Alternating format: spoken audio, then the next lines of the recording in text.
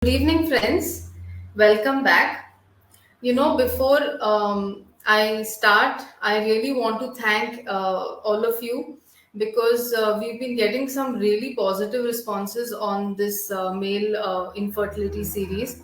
And because of your responses, I think we are getting the encouragement and the motivation to move forward. So, thank you, everyone. And when I think about it, I think that because male infertility is not spoken about as much, that is why this is gaining interest. And in continuation to those words, today's topic is also going to be very interesting. Let me just tell you briefly. So, whenever you think or whenever you've told or a couple is told about a hormonal profile or a hormonal workup, I think directly it is assumed that it's for the female partner. But and we always correlate hormonal imbalance with female hormones. But did you know that the male hormonal or the male endocrine system is equally important? So that is what is going to be today's topic. Basically, what is included in a male hormonal profile, why is it done, and questions that will further take you in depth about this topic. And let me first introduce myself. I am Dr. Pallavi Kalghadgi, fertility specialist and IVF consultant at Zenith Advanced Fertility Center. And I'd like to call upon Dr. Mamta Dighe, our expert who is going to be talking on this topic. She is the director and chief IVF consultant at Zenith Advanced Fertility Center. Hello, Dr. Mamta. Hi, Pallavi. How have you been doing? Good, good. I'm always good on a Saturday. Yeah, who isn't? And I was actually No, just not talking because about. next day is a Sunday, but because Saturday we have FB Live. Okay, yeah. So I was actually very, giving an appreciation speech because we've been getting some very good responses on our male infertility session. And I mean, I and you are getting the motivation to push forward and uh, get into it even more. And I think today's topic is going to gain some momentum, because give us some momentum in this topic, because it's going a little bit in the depth of it. So I think let's begin. Do you have anything to say, or should we just begin? Um, no, I definitely we can begin. I think just to summarize, before we delve into this topic, I think that male infertility has to be, there are certain steps or certain protocols by which you're going to assess the male, and you're going to be doing certain tests only at certain points in time. So, like we've already discussed, the first step that you have to do in a male fertility workup or a male infertility workup is a semen analysis, right? We also discussed that usually it is best to get a semen analysis done at least 2 times, okay, with a gap of about 4 to 6 weeks, so that we are certain of the semen value, the count, motility, morphology, normality, everything that we are looking at in a semen sample. If there is a problem in a semen sample, definitely you must repeat it 2 times. Sometimes if once you get a normal report, maybe you will not tend to repeat it, but if you have an abnormal report, you must definitely make sure that you have to repeat the semen sample. The fourth point is that if you ever get a sample which is showing azoospermia, or showing that there are no sperms in the semen sample, you have to make sure that the sample has been centrifuged and that you look for sperms in the pellet. Because you can get some cases where we say that you can't find the sperms very easily, but then you'll be able to find sperms in this pellet, and you can use sperms from this pellet to do whatever procedures like IVF. It's difficult to do an IUI with such a sample, but you can use it to do an IVF procedure. So now, these are certain important things that one should know. Rarely there can be conditions such as retrograde ejaculation, where the semen sample is going back into the urine. So all these things have got to do with your semen analysis. That is the first step. There is another section which is the sexual dysfunction kind of a group that happens, where you get erectile dysfunction, ejaculatory problems, and those again need to be treated in a specific type of a manner. Then, whenever you have done a basic semen analysis, and you sometimes we tend to do something like an advanced semen test, which is a sperm DNA fragmentation, which we can discuss a little bit later. But these two form the mainstay of the workup of the male. Depending on how the semen analysis shows up, then from here goes your chart in different directions. So if it's completely normal, then I would say that if required, if it is a case of unexplained infertility which is long standing, we can add a test of sperm DNA fragmentation to the semen sample. Else, more or less, the workup would be complete, apart from looking at all other lifestyle, metabolic problems, and other issues depending on history, and some workup of B12 and D3 and sugars, etc. But the basic workup of semen would be over. If there is a problem in the semen sample with regards to count, motility, where either the count or motility is very poor, or there is no semen, no sperms in the semen sample at all, then we go on to the algorithm of how to work up this male after that. So I think that's just something I wanted to say, because there's a link we've been talking about. So just to summarize what we did, and now we're getting into the algorithm of when you would do the next set of tests for the male, under which conditions, and what the tests would be, right? Am I Right. guessing you're Right. going to ask that? Yeah, so I was just going to say you asked the question. So, I mean, tell us how, or like, in what would be a situation where an endocrine profile would be indicated in the male partner? Okay. So again, let us categorize into a sexual dysfunction problem and a problem in the semen sample pertaining to fertility. So let me answer regarding fertility or infertility first. In males who have a low semen count, sometimes motility, but mainly count, that is the time that you would do a hormone profile. If there is absolutely no sperms in the semen sample, what we call as azoospermia, that is again the next instance that you would do an endocrine profile of the male. And if there is sexual dysfunction related to ejaculatory problems, erectile dysfunction, anything else, again, under those circumstances, you would do an endocrine workup in the male. These would be three basic times that you would do an endocrine profile. Of course, if at times the patient, the male, is obese, right? If there are some other symptoms of gynecomastia or something else where you're suspecting that the testosterone levels could be less, because in an obese person, the testosterone gets converted to estrogen in the peripheral fat or the adipose tissue. So, under such circumstances, again, you would think of doing an endocrine profile for the male partner. So these would be the four circumstances mainly under which you would work up the endocrine profile of the male partner. Okay. And what would you say would be the primary tests in these in the profile, in the endocrine profile?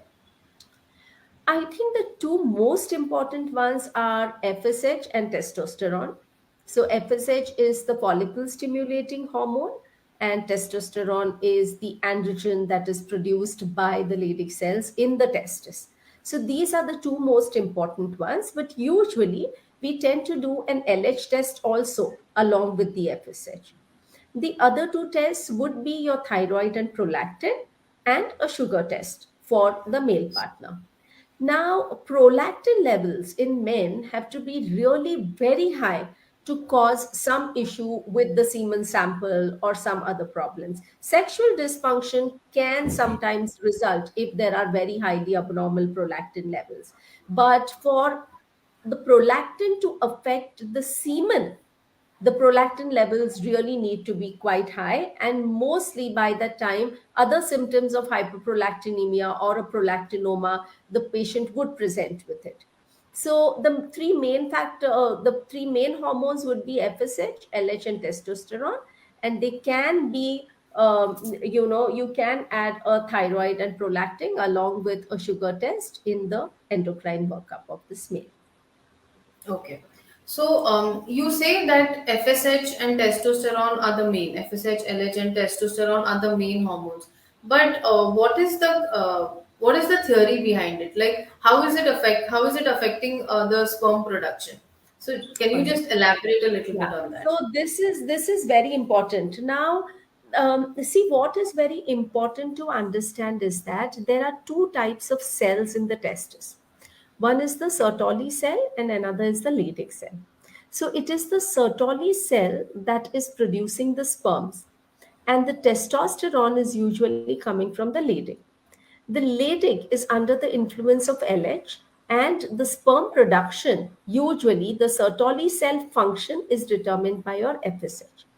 Now, what happens is that there is a reverse feedback mechanism between the hormones that come from the brain and the testosterone hormone or the function of the Sertoli cell, which means basically what is happening is, as during adolescence, when the sperm production and everything matures, the FSH and LH from the brain, which comes from the pituitary, acts on the testis.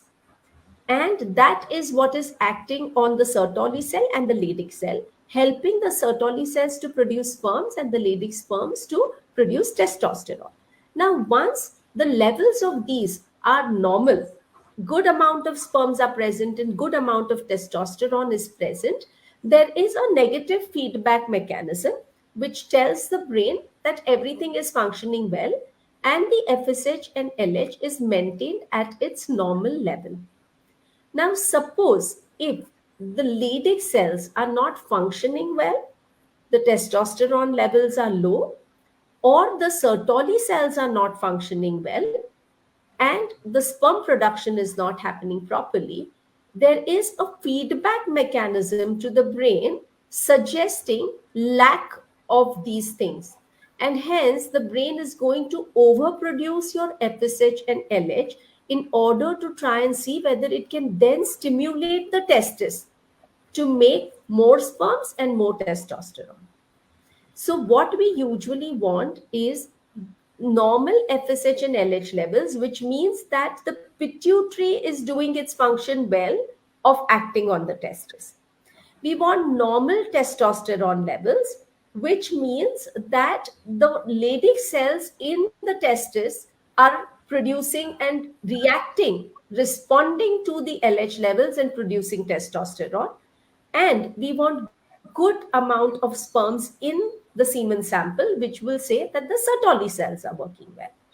So, if your testosterone goes very low for some reason, if the production, so if there is a primary testicular problem, what do you mean by a primary testicular problem?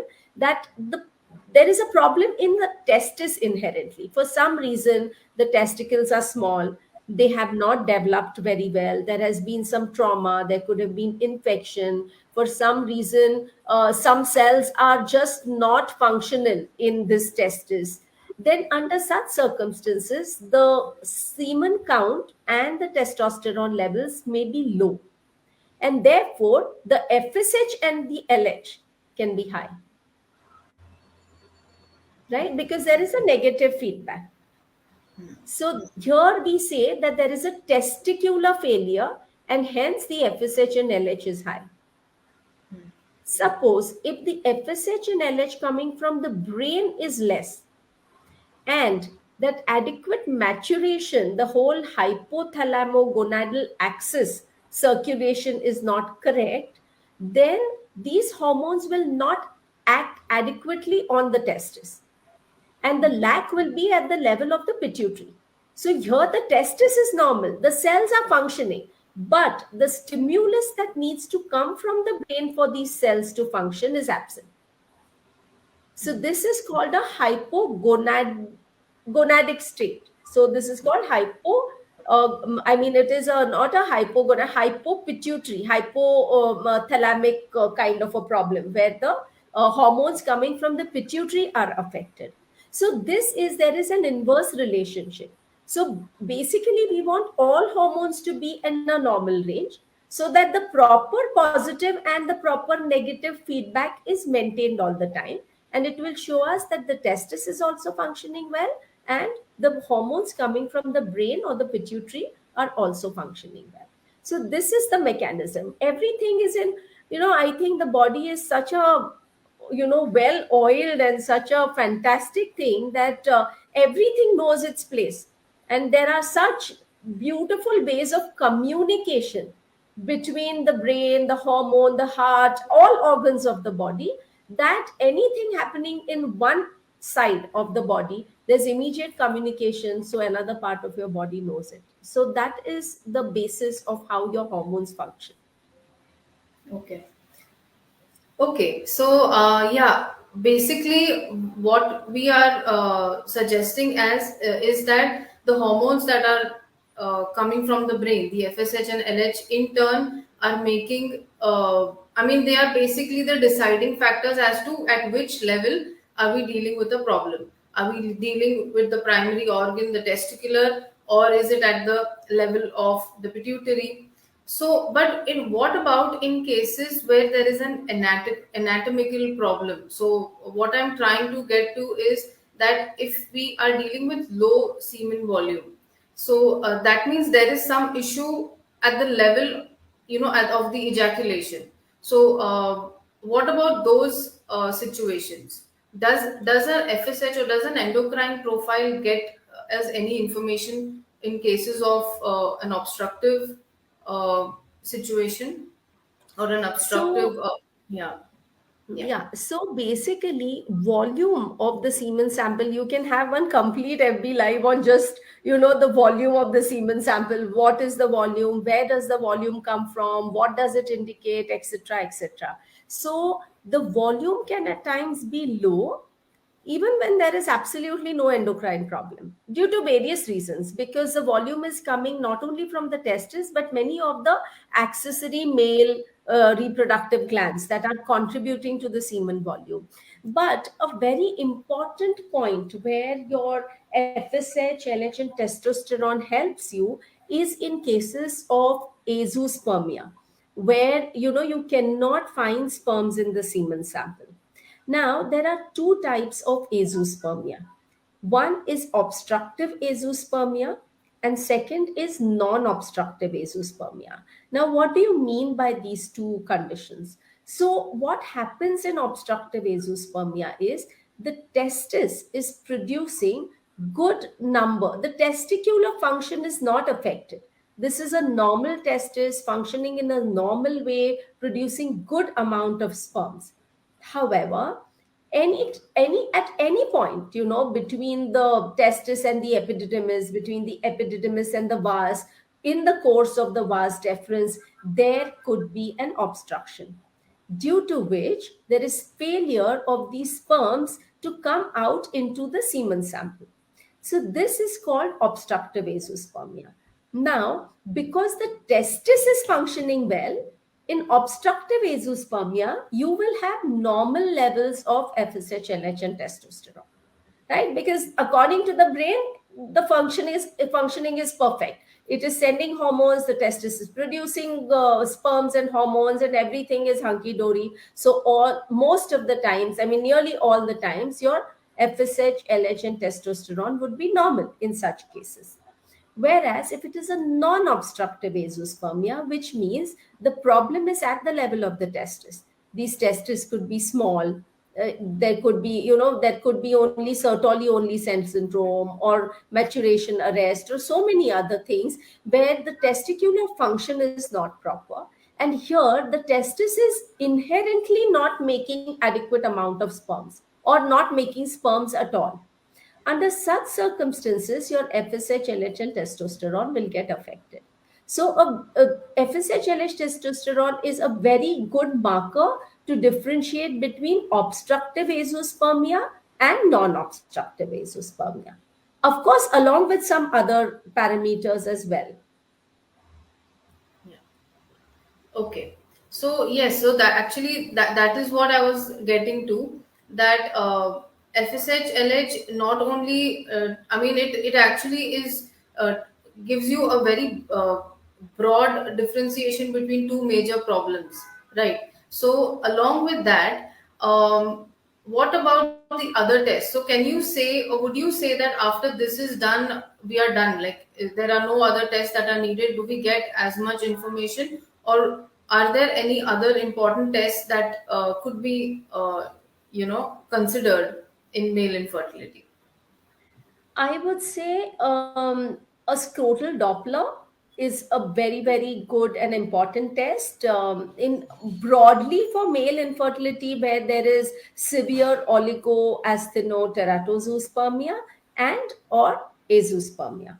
This is because a Doppler will tell you the condition of the testes, whether these are small testes, they are hypoplastic, whether they are normal size, whether the epididymal head is normal or is the epididymal head much larger. I remember when I was working with Dr. Vasan, he's one of the first andrologists in India, fantastic, absolutely great work in andrology. And I worked with Dr. Vasan for I think 3 to 6 months.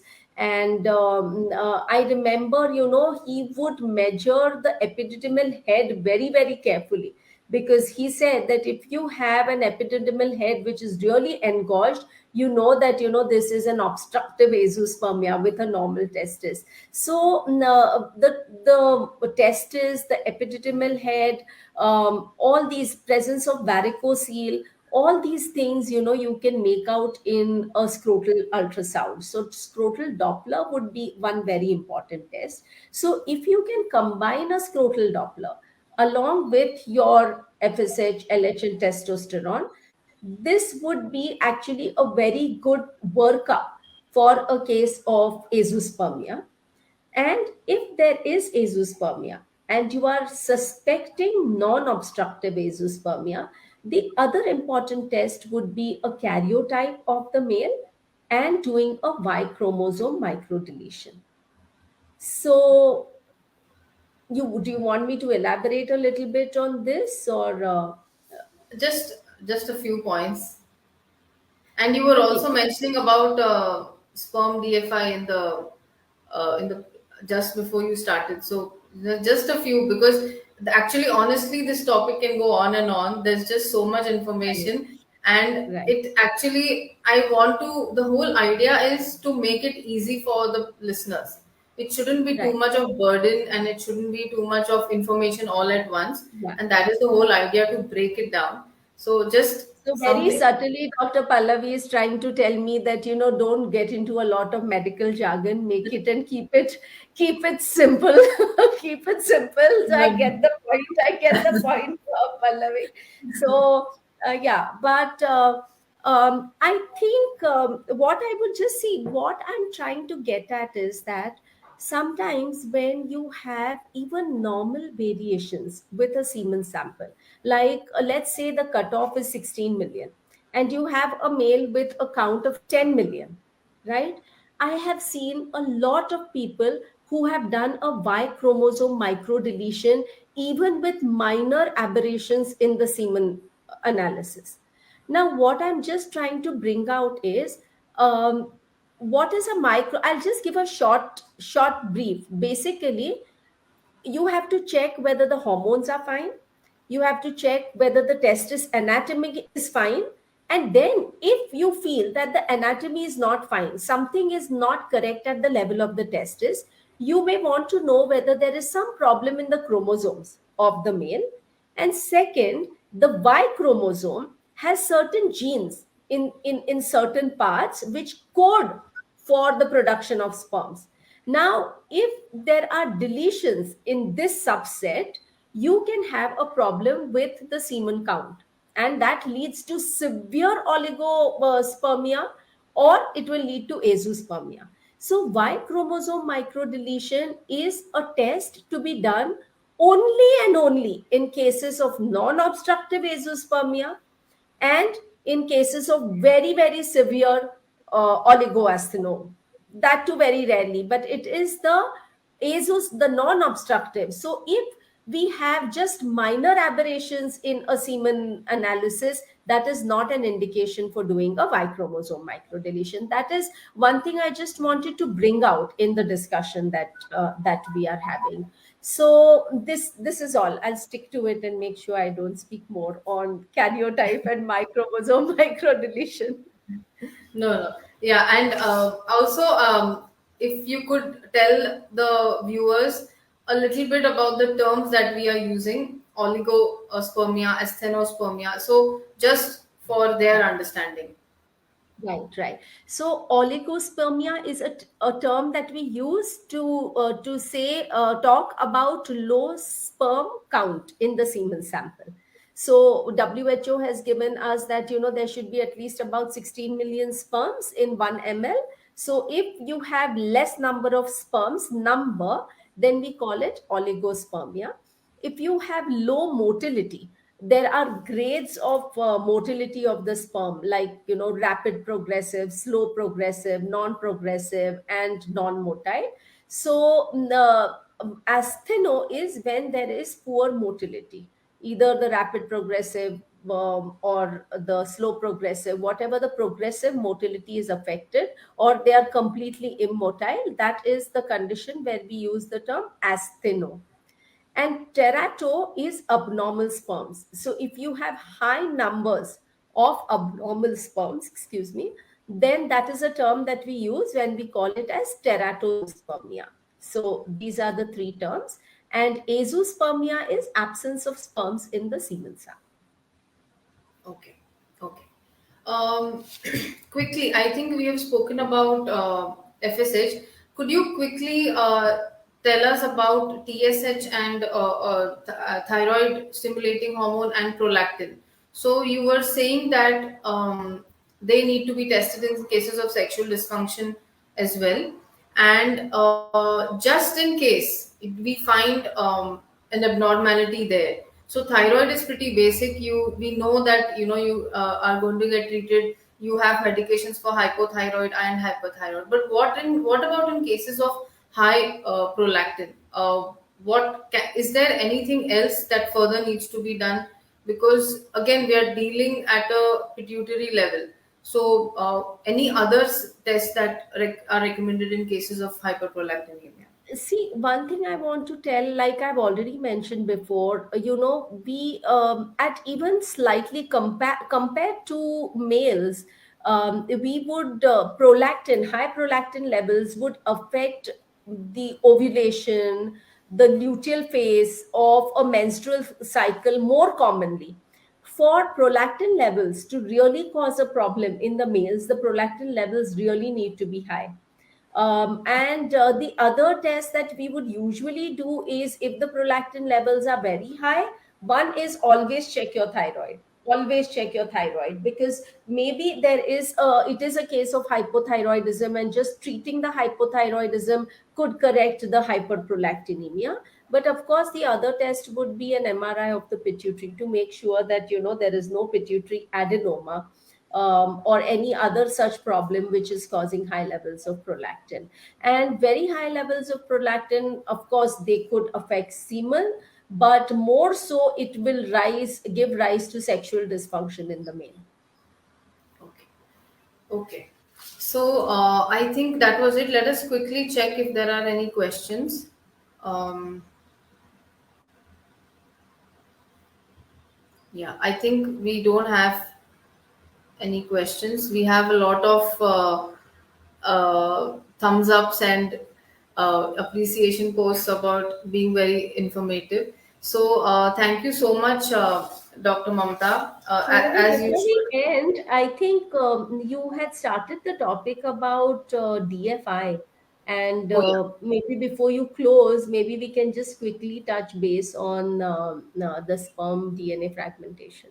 Yes, yes, and I think that is also one of the very important, tests that are done, special tests that are done. So yes, ma'am, go ahead. Yeah.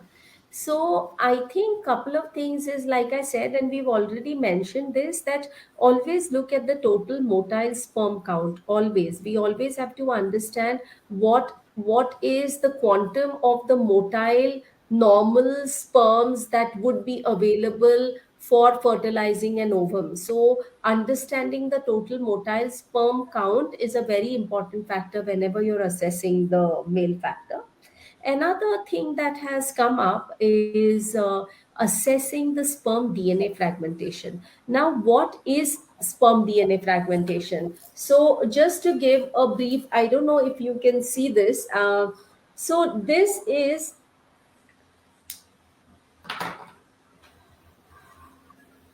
okay. So this is the normal sperm, right? I mean, it has a head, it has a midpiece, and it has a tail. So generally, when we are doing a semen analysis, we are looking at the count, we are looking at the motility, and we are looking at abnormality. So, if is there a problem in the morphology? Is it like, is the sperm like this? Is the sperm like this? All these are abnormal. If the is the sperm like this, all these are abnormal shaped sperms. So this is called a problem with the morphology. But what we need to understand is that inside the head of the sperm is the DNA, right? And whenever a sperm fertilizes an egg, the tail is left behind, and it's the head that goes inside the cytoplasm. And then the sperm DNA fuses with the DNA of the oocyte, and then it develops into a zygote and an embryo, whatever. So the DNA, which is present inside the head of the sperm, is an important factor, because sometimes, especially if the nutrition is not good, there is a lot of exposure to pollutants, there's a lot of exposure to um, uh, you know mm, uh, spermatocidal kind of conditions, such as high paint conditions, etc., etc. If there is high amount of smoking, all these things will cause a damage to the DNA of the sperm.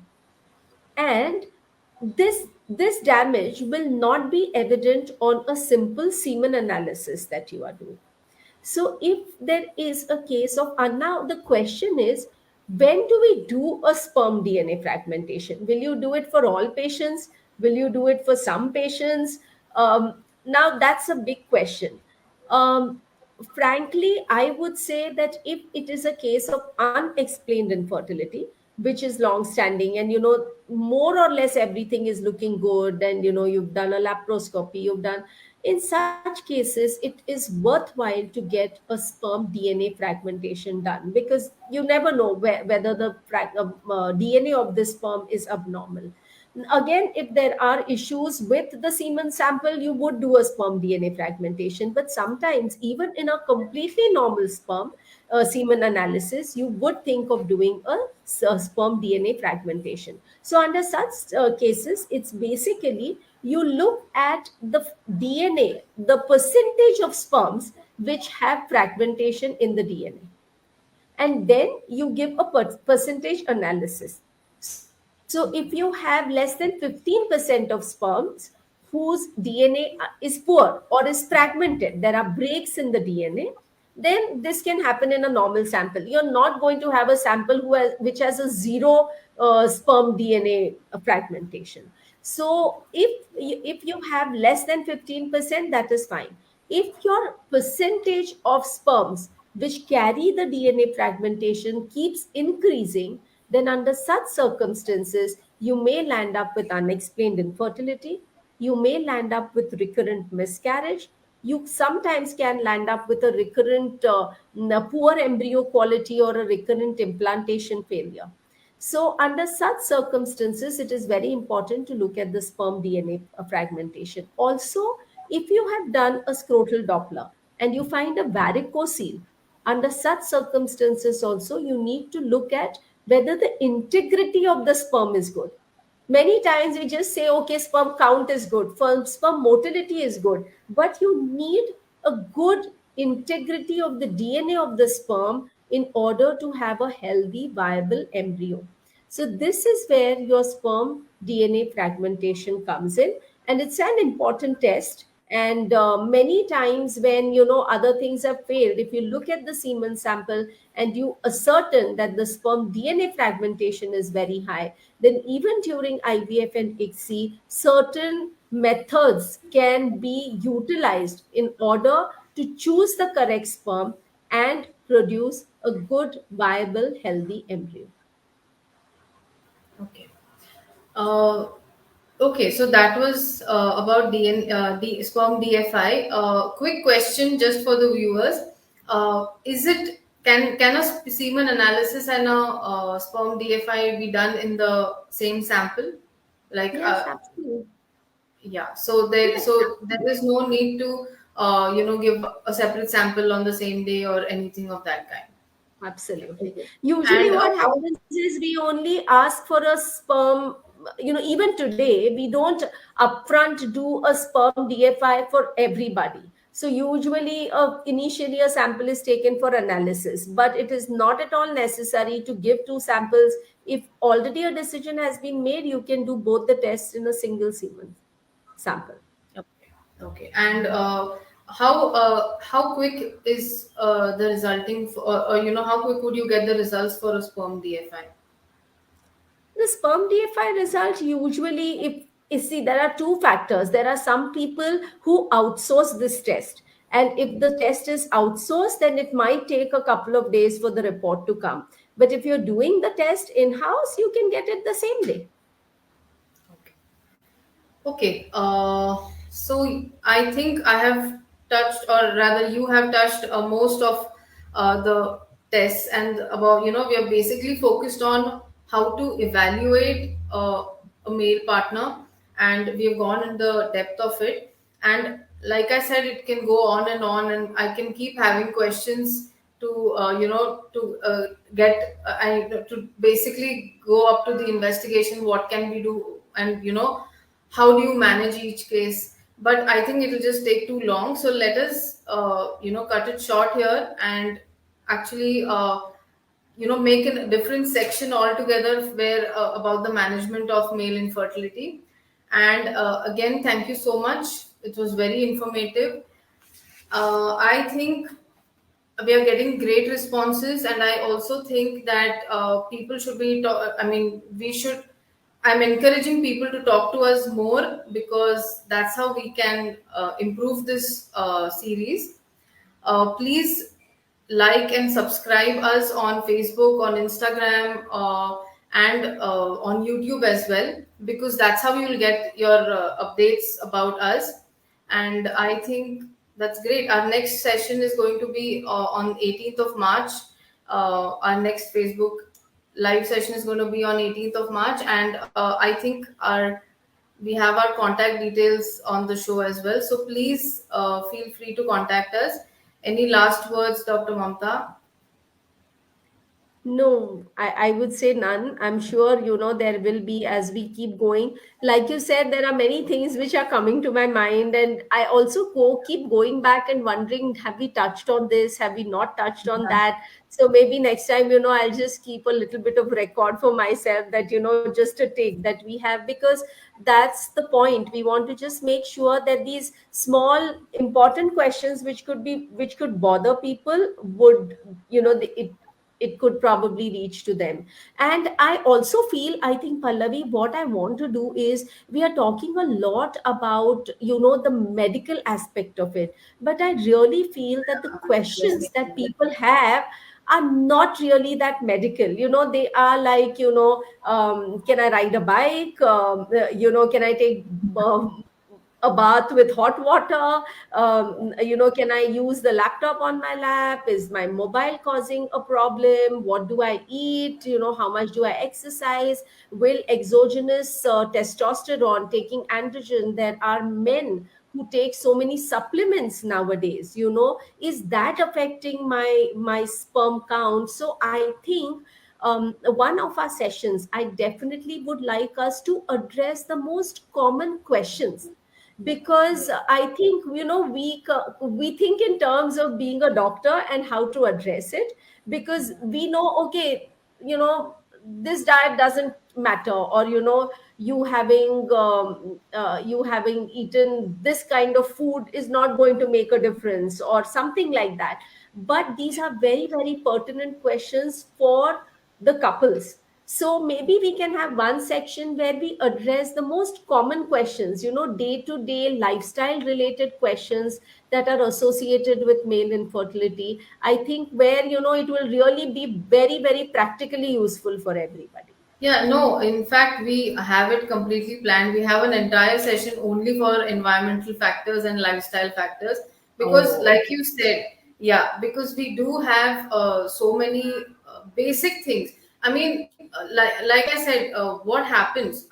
What I have experienced commonly is a lot of we just prescribe the tests that need to be done, but the information we may not be talking about these tests in depth at at face level because of time constraints, or so this is basically to, getting into every aspect of male infertility is to get that barrier off, where the explanation or the understanding that why is this being done gets a little clearer. So yes, like you said, yeah, we do have a complete session where we'll be talking about environmental factors, and like we can just ask, I can ask you the the commonest questions, like why will a laptop affect me, or will the phone affect me, and we'll cover all of that in that, definitely. Sure. All right. Thank you so Okay, much. thank you Yeah. so much, Mira. Wishing everybody Happy a Holi. wonderful weekend ahead. Yes. And wishing everybody a very happy Holi. Yeah, okay. All right. Bye bye.